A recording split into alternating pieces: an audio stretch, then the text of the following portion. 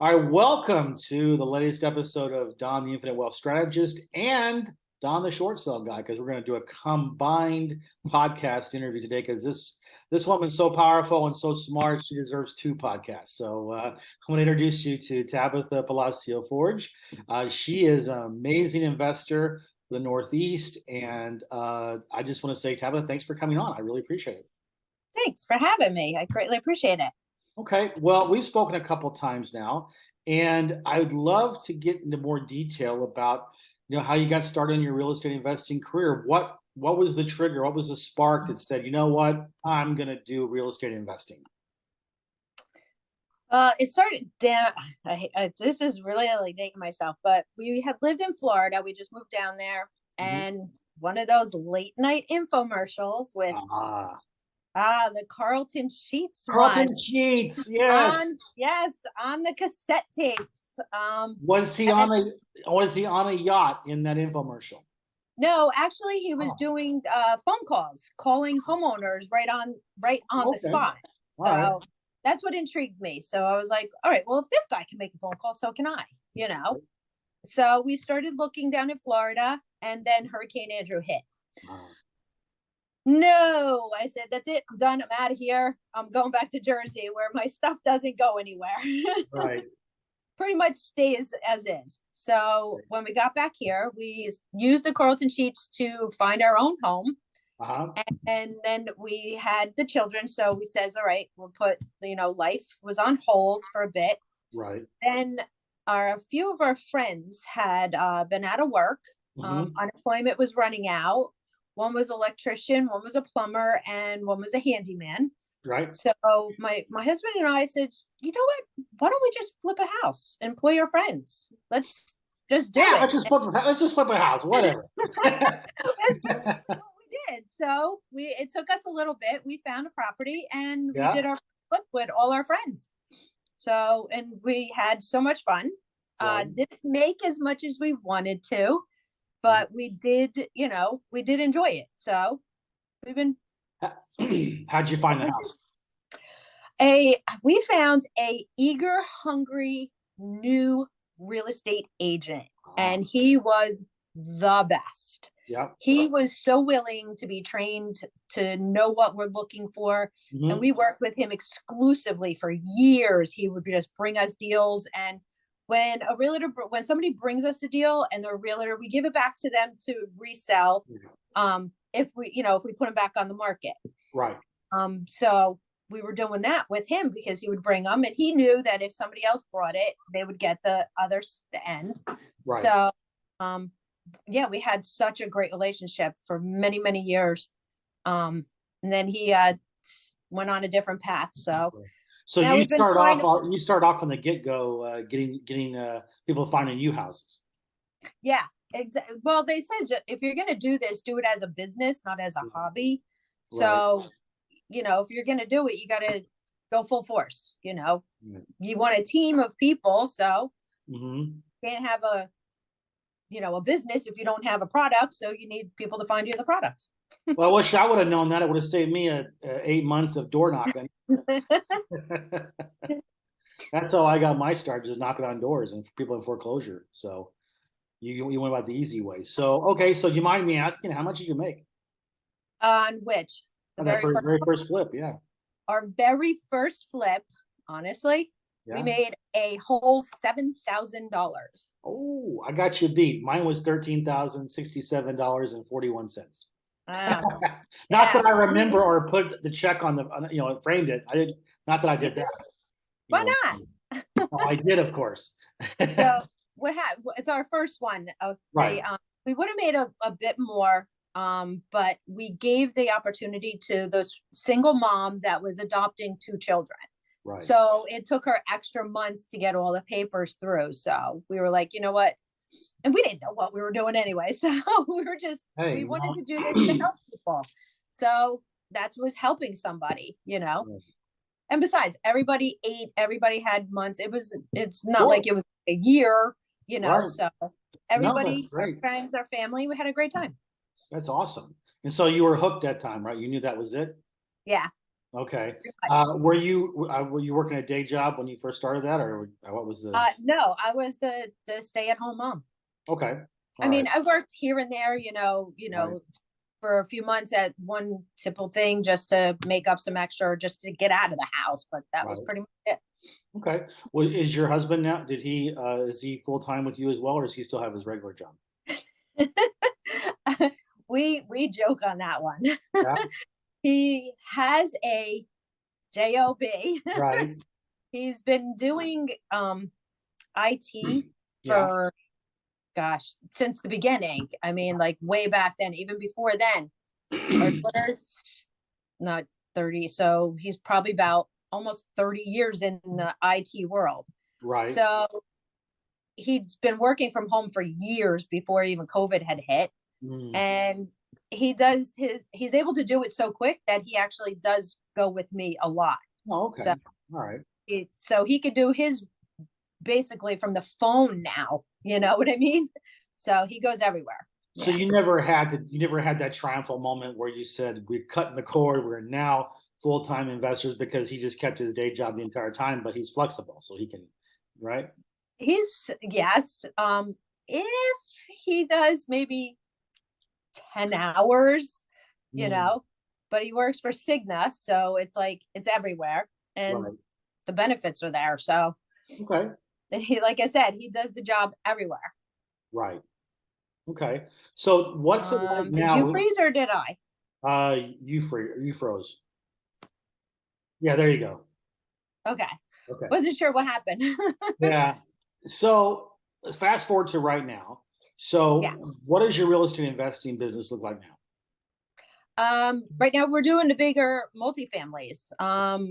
We kind of got hooked. Our agent gave us an exclusive, like 7 years ago, I think it is, just about. So it was in a vacant apartment building Mhm, from Hurricane Sandy.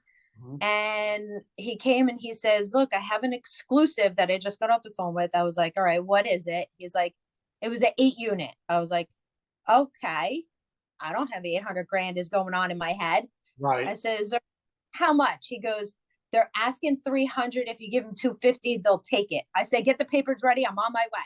I didn't even look at the building. Right. I was like, I saw 8 units, 250 can't go wrong. Right. So that's our little cash cow. We've had it ever since. Okay. That So got us on the multi. So that was your first multifamily, right? So yep, how many years were you doing investing before you took the plunge into multifamily? that was 7 years 7 years. ago. Okay. So you Yeah, were just seven doing years ago. single families the entire time? Pretty much, yeah. Yeah. Okay. And our last the last flips that we've been doing are we've been flipping them to veterans because people have, I don't know why, they have a issue with veteran loans, with VA loans. I don't, hey, I'm just saying. I would So think you want them 100% financing. I mean, I don't know, I whatever. It's weird. we were closed and not even final inspections finished, and they already had closed on the purchase of it. Yeah, it's So weird. I don't have a problem with them. So that was our thing. So the last few of them, we decided that's our little niche. We're just gonna flip them to veterans. Okay. So the 7 years before you got into multifamily, um, your realtor wasn't the only source of homes, right? Or did you branch out to other ways of finding houses, or? Social media, people were reaching out to us with reversed mortgages. But some people had not even known when their estate went up, that the family members didn't even know somebody in it may have taken loans out on the property without the person knowing and reverse mortgaged it. So we helped them get a little bit of something. Mhm. We've had divorce cases. So word of mouth a lot Not because mostly, we're in okay. it to help. Yeah, we're in it to help people. Right. So that word of mouth means you must have had a good network already built, or you Mhm. were really good at working it. How did you build your network of this word of mouth referrals? Going everywhere, Really? networking, everybody. My kids will tell you, I talk to everybody. I got one deal from the cashier behind at the register. Um, uh, True story. I'll Yeah. tell you this one. We actually got a buyer for a wholesale property that we had under contract Mhm. at a red light. Really? I am not lying. You cannot make these things up. I'm telling Do you. you have the car stickers or something, or is that No. no, no, okay. We looked at a property and I told my husband about it. I looked at it and then I told him, I says, this place is a knockdown. I says, it's horrible. Uh-huh. So I went to show him and this couple was walking out with an agent. Mm-hmm. And so, not to say, but we kind of stalked them. So they drove around the neighborhood and they pulled up to the red light. So he pulls up next to him and I said, I dare you. So he puts down the window and he goes, we saw you come out of the house. What'd you think? And they're like, oh, we've been looking at like 30, 40 houses and we can't find anything. And I says, I have one for you. If you're a handyman, I have a property for you. He's like, oh, so we pulled over across the street into the parking lot. Yeah. And he's like, all right, well, we'll think about it. Well, literally 2 hours later, they're like, can we look at it? I was like, absolutely. So it was literally 3 minutes from my house. And we went over, looked at it, and next thing we know, I was under contract, and the owner was handing me a $5,000 check. Great. Well, I tell you, I feel very much more relieved now that it wasn't just some random stalking at a red light, that you actually knew the person you were trying to talk to. So that's good. That would be weird. Yeah. So tell everybody, if you talk to everybody, things happen. Okay. If they don't know what you're doing, then they can't help, and I can't help them. Now, when you started doing multifamily, did you say goodbye to single families, or you still do them now and then? No, I love doing flips. I'm a very unique woman.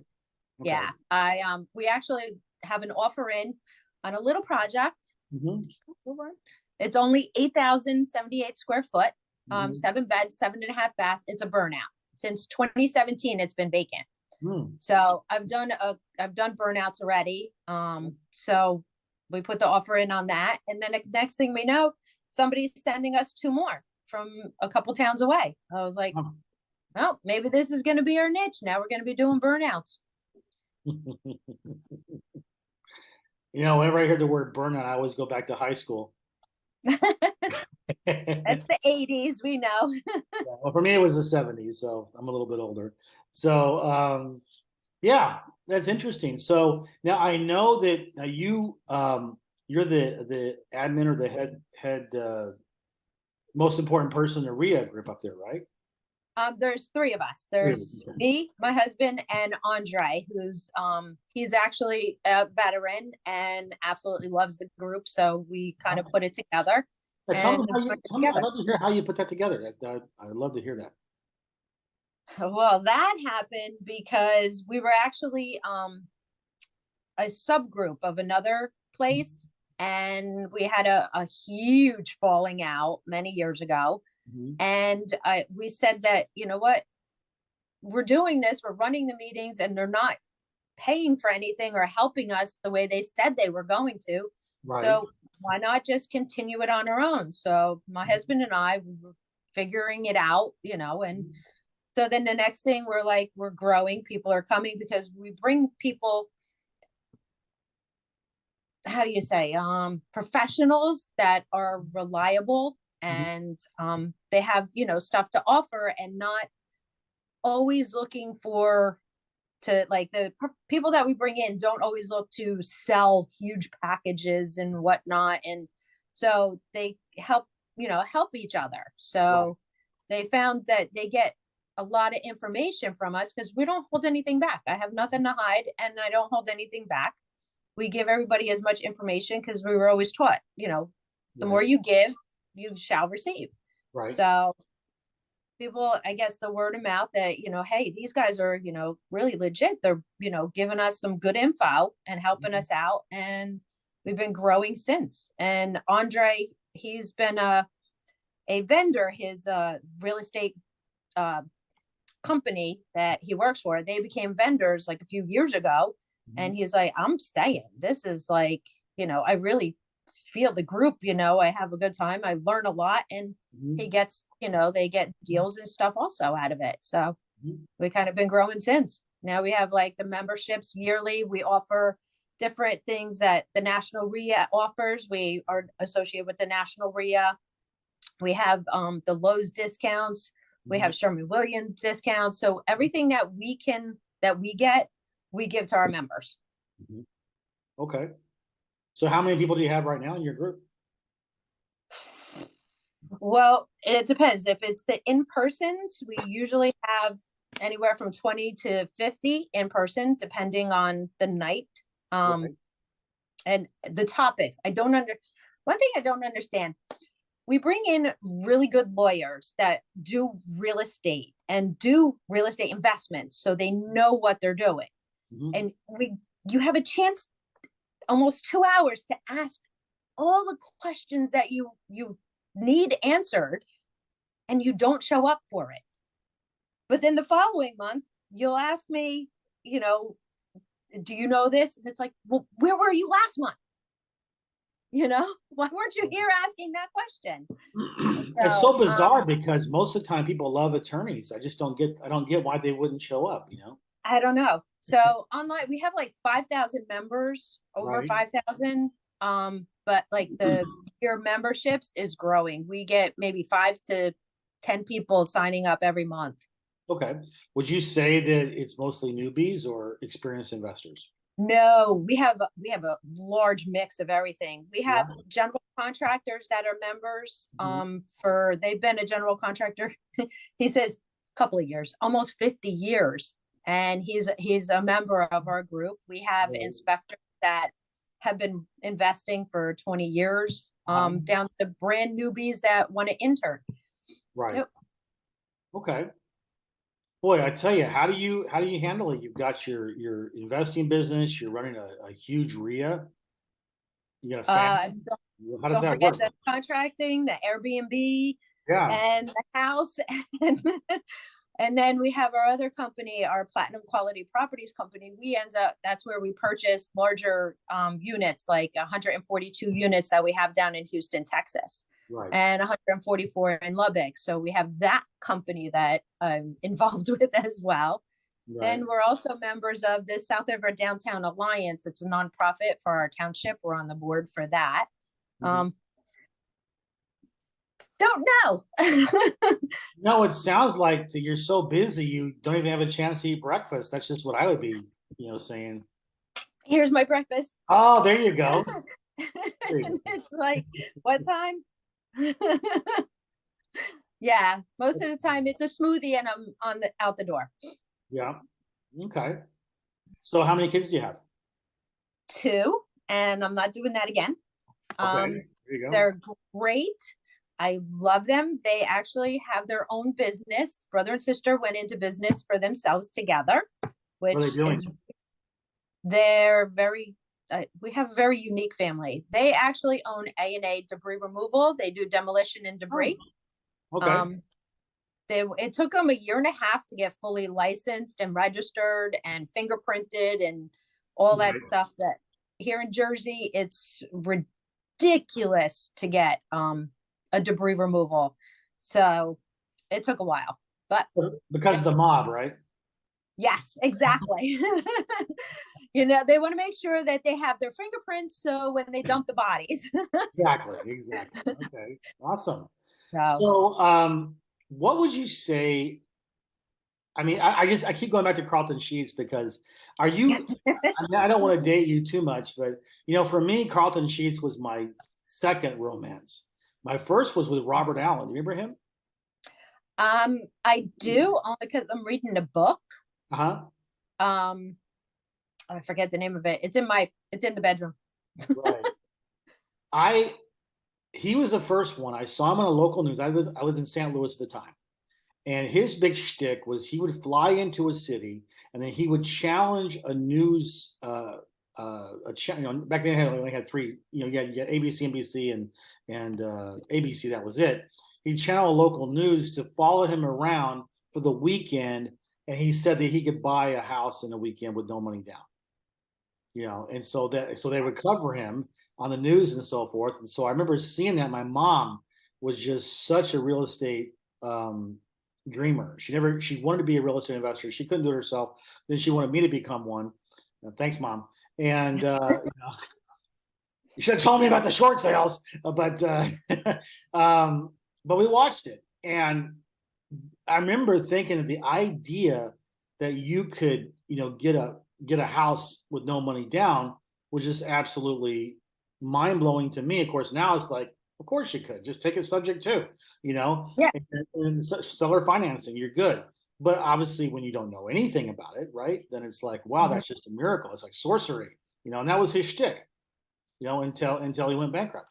But yeah, Hey, everybody fails, but they keep falling forward at that least. is true. That is true. And, it was interesting because when I got into real estate investing, I realized it's like, Robert, you can get the properties, but do they cash flow? That's the biggest thing. And a lot of his stuff weren't apparently didn't cash flow. So he was, well, I think I don't know. Of course, you got to remember what the mid 80s was like when you had such high interest rates and inflation. I mean, don't know if we're going there or not, but I know I lived through that in the early 80s. That At was 13%. it was Remember that? it was more. I remember being like You had 16, more? 17. It was like credit card interest rates for a while. Oh, Yeah, we it were was. close. Yeah, early 90s. Yeah, it was close to that. I remember. It was in the 80s. It was higher. It was actually on its way down by then. But I mean, and I remember I went to my first real estate seminar, and I think it was 83, or almost 80, I think it was 83 or 84, beginning of 84, but it was already like 16, 17%. So it was just a bloodbath. Wow. So that's interesting. So you never had any inhibitions about or fears about diving into multifamily. You just said, let's do it. I I fear every single project that we do, but Right? I do it anyway. I Okay. step out. I just go for it. If I screw up, we'll have to figure out how to fix it My very first eventually. multifamily opportunity, I completely defecated on my bed. Absolutely did. The good thing is I use it now as motivation and to tell newbies how stupid I was. They realize that, what, you can overcome anything, especially being a dumbass of the year like I was. I was approached, but I mean, I was trying to be a real estate investor. This is I think it was like 87. I just spent 2 years in Finland. I came back. I really wanted to be, I mean, I had gone to a real estate seminar in 84, and then I kind of got sidetracked. I went overseas, and then I came back. And I kind of want to get into it again. So I started networking. This was in Utah because I was going to school out there. And at the time, the tax code was changed. I don't know if you remember or not, but 86 was a big change in the tax code. And so a lot of deductions that professionals, like especially doctors, would get, they weren't there anymore. And in fact, it was tax adverse for them to have too many assets. So this one guy who he had a fourplex, fully rented, brick, in a town a little bit farther south than where I was at the time. And I approached him about it, not knowing anything about it. And he just said, "Look, I'll just give it to you. You want it? Take it. It's I don't want the money because it's going to hurt me more on my taxes." Yeah. They were giving me a fourplex that cash flowed. Okay, I walked into the title company to sign the papers. I chickened out and ran. Ugh. My fear was, what happens if something breaks and I can't afford it? Because I was literally living in the basement apartment with six other roommates. Four of them were Chinese who locked their doors and wouldn't talk to anybody. you know. And I was working. I mean, my rent was $50 a month. I was Yeah. working part time as a warrant cadet in the police department. And I was waiting for a security clearance to come through so I could go to Moscow and work at the embassy for 2 years because I was a Russian major in college. What do I do? What do I do? It never occurred to me to take the damn property and put it up for sale. You know, that's how whatever, And right? But I didn't make it have a cash. Yeah. I didn't have a local REIA, right, Ah. to go to, right? Or I think myself, I have literally sometimes laid awake at night thinking, okay, yeah, all I had to do was just take title to it, advertise it for 100% seller financing, and have nice cash flow coming in. No responsibilities, whatever. Hmm. So, but but there was the fear of the multifamily too. That was a big thing. I mean, I ironically enough, I bought a house it was a back in the day when you could find a fully assumable FHA loans. I Yeah. assumed a loan for 25 for the sales price was 2,500. They gave it to me as a note for 5,000. It was a balloon for like 3 years, and it was in bad shape. My wife and I just got married. We fixed it up, and I eventually sold it for like almost $100,000. It was my first great investment. Hmm. But for some reason, there was actually more problems with the single family I did, but I didn't have a block about it. Right. Multifamily, oh my gosh, what do I do? You know. So just to digress a little bit on my horrible, shame-filled stories, but Yeah, me with the multifamily, like right now I have one tenant that hasn't paid, and but because there's so many other people in the building Mhm. that are paying, I don't have to worry about it. Mhm. I have the fear of owning a single family and them not paying and I have to pay two mortgages. Yeah, That's how I think. I don't interesting. Huh? know.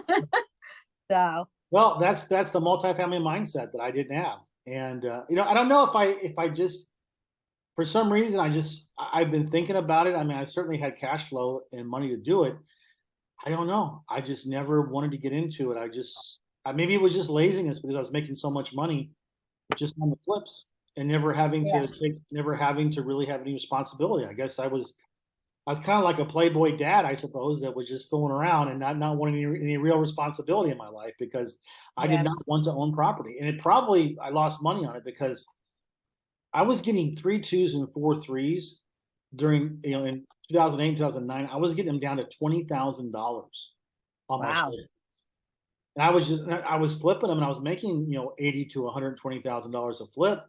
But man, I'm thinking to myself, I'd love to have those things back because now they're worth 500,000, you know? Yeah, I was gonna say you're kicking yourself right now, aren't you? Yeah.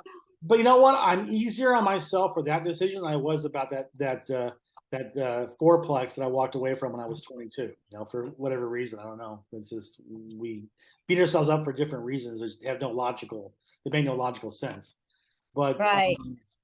okay, so now what's your plans for the next few years? I mean, do you have you trying to keep acquiring? It sounds like obviously you've got Yeah. something in Texas, right? So you're moving national, I assume, right? Hmm. Yeah, we're looking in the whole like Sun Belt Hmm. section. We actually took a tour. My husband and I, we went down and we did four different states. Hmm. We've been in 5 states in the past like 2 months. Hmm. We've looked at including at like Arizona when we were there. We were in Phoenix for, like 10 days or something like that. So we actually put offers in on the one, and it's a backup. We're waiting, because we do know that the prices are coming down Yeah. on a lot of different stuff. Mhm. We've had the single families. There's actually a portfolio of four and three in a single home or something that somebody just sent, and it would dropped $100,000 in the past couple of weeks. Mhm. So we're like, now I'm considering, taking a look at the properties. Right. So we do our numbers and looking for the multifamilies based on what their income is and what's now, not what could be or will be. Because if you take the money out of your pocket to pay for this stuff later on because you went by the performer prices, Right. I'm not in the game to lose. That's not my objective. Right. So if it can't pay for itself, then we're moving on to the next one. Right. So we do hear a lot of people are putting money out of their pockets to keep it afloat. So I not don't know me. what's going to happen. I don't know what's going to happen. I know prices are falling. I Hmm. don't see, I mean, everybody's talking about recession, but the jobs reports are still seem to be good. I don't know. I just know that, I'm 20 years into it. I'm still kind of a one-trick pony when it comes to my real estate investing side of it. I just still prefer short sales. And I'm just waiting for them to come back. Maybe 6 more months, they'll come back enough for me to get back into the game. But right Yeah. now, just here in Florida, there's just not enough of them. There's some, but it's more down south, and I have never done well down south. I'm more of Hmm. a Central Florida, North Florida, and the Panhandle guy. In Southwest Florida, yes, but for some reason, Miami-Dade has been my nemesis for 20 years. Never done much in the Miami-Dade. I don't know why. So Broward, St. Pete, Fort Lauderdale. I'm not St. Pete. I'm sorry, Fort Lauderdale area. That's doable. But generally speaking, my biggest successes have always been from West Palm up. But you never know. But I know they're dropping more in Miami area than they are anywhere else, which I've noticed. Which I kind of because there was more of a boom down there. I think they inflated more yes. Because it's the tourist area. Yep. I used to live down in Coconut Creek. Oh yeah, okay. I was like right there. And you say in Broward County, Fort Lauderdale, I'm like, I know that. Well, a lot of my listeners and viewers don't know that, so I'm gonna put that little Florida geography in there. So, what would you say? Have you ever thought about the what if game? What if you hadn't taken that plunge into real estate investing? What would you have done? Where would you guys be? Not where we are today, I'll tell you that much. No, I actually never really thought about it. Right. Like how your mom's saying to you, hey, you're going to get into the real estate. It never dawned on me. My mom actually told me like quite a few years ago now that my grandparents owned a farm. So they cut her a piece of the property off of the back end of the farm. And she was building a house while she was pregnant with me. So the general contractor kept coming over there going, hey, little contractor. But really? So they kind of put it in my head from then, So I honestly, I went to a vocational and technical high school. So I've done everything like auto mechanics, auto body, carpentry, graphic arts, commercial arts, baking, commercial foods. I've done hairdressing. I've done horticulture, fashion design, theater, dance, and gymnastics. So softball and played tackle football at the church parking lot. So, I don't know. I don't know what I want to do when I grow up still. So honestly, I don't think I can answer that. I'm not there yet. Well, real estate's great, huh? If you break through, and a lot of people don't break through. What would you say as a REIA person? What, in your opinion, what are the biggest mistakes that newbies are making nowadays? Not knowing their numbers in their neighborhoods. That would be one. And the second is spreading too thin, going out too many different towns, too many different areas and not knowing it. I was the same way when I first got started. I did not buckle down and pick an area and really get to know it. Now, I have so many towns around that people are like, oh, here's, what do you think? You want this one? And I'm like, no, it's in a flood zone. I'm like, no, that's Mosquito Haven. That's not a great section, so I know just by the addresses in a lot of the towns now, because I got to know them over the past 15 years, 14 years that we've been 14, 15, something like that, that we've been doing this. So, and one of my mentors had told me that he does 4 towns and 4 towns only and knows them that well. So I was like, you know what, let me try that. And next thing I knew, just started taking off. Like one town we've done, we actually had to comp our next project to our flips. So when you're comping it to your own stuff, you know how much it's going to go for. So I did exactly the opposite. I guess it's who you talk to. No, but my strategy is different, right? Because it's all about upside down houses, and I did start with only 4 counties. Then I kind of expanded slowly because, but for us it was less about. I didn't care about condition of the property. I didn't care about the location. All I cared was, is it upside down, and can we get it? Can we reduce? Can we get a discount big enough to make money no matter what? Right. And so for us, we're so specialized with the short sales. It's different than other investing. But I agree with you. Yeah, but we were forced to a lot of times because we only want upside down properties that need a short sale. That as the market goes up and down, you have to cast a wider net if you want to keep your volume. And selfishly speaking, once you get used to a certain lifestyle, you don't want to give that up. So if that means that you can expand your business to the Panhandle, well, that means you're going to have some 8 hour, 6 hour drives, if you Right. need to, So um, that was my consideration. But I can see if you're doing what you're doing, that's staying local would make a difference. Mhm. How would you feel though, as a newbie, if you were going up against you and you seem to have, the finger on the pulse of your area? Would that make sense to go somewhere else, or do you think that every area's got their own Tabatha? What do you? Um, Pretty much, I think everybody has a Tabitha in the area. Yeah. I mean, everybody's going to get different deals. You're going to talk to different people. Mhm. If I was a newbie coming up against me, I would ask to joint venture on it. Okay. If I have a property in your area, would you joint venture? Because Hmm. I always feel there's something better than nothing. And as a newbie, I can probably give them a lot of help and tips and Right. bring a lot to the table Right. Well, and learn from my mistakes. I hope they find someone like you, because the first three people I tried to JV with screwed me over completely when I first got started. Oh yeah. They'll get theirs. I had one that actually he went behind my back and lost me a $1.2 million deal. Mm. Um, that that one really hurt. Yeah, big time.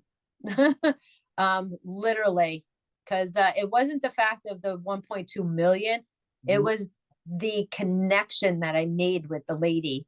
Mm. She called because our letter had my name on it, and she said the only reason I'm doing the deal that I'm talking with you is because your name comes from the Bible.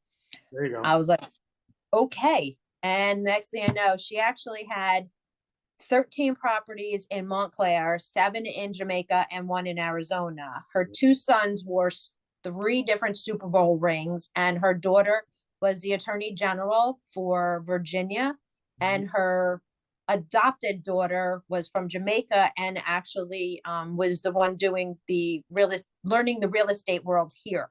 Hmm. And how do I know that? And I know a lot more about the whole family when they have their jerk cook-off, kick-off family parties and stuff, Right. because I sat for 3 hours and talked with the lady. And she gave me 7 properties to start with to get rid of. And I sent it to somebody and I was like, well, just make her an offer. Next thing we know, a year later, I'm like, the lady stopped talking to me, didn't communicate, was completely gone. I was like, what the heck happened? And next thing I know, a year later, my husband was talking to this guy and he's like, that lady was crazy. And I'm like, he did what? He went and found her number, skip traced her, found her number, called her, and ruined the entire thing. Uh-huh. People the Yep. worst. So I feel the pain. So I would never, ever do that to somebody. I couldn't do that no matter what. Yeah. Crazy, huh? Crazy. Oh, completely. I don't Yeah. know how anybody has that conscience. And this world is like really small because I Mhm. run into people everywhere. Right. So, and I'm not one of those that's going to be afraid to say, "Hey, you know what? I will get you blackballed. Hmm. Don't try it." I just felt a shiver of fear go down my spine just then when you said that.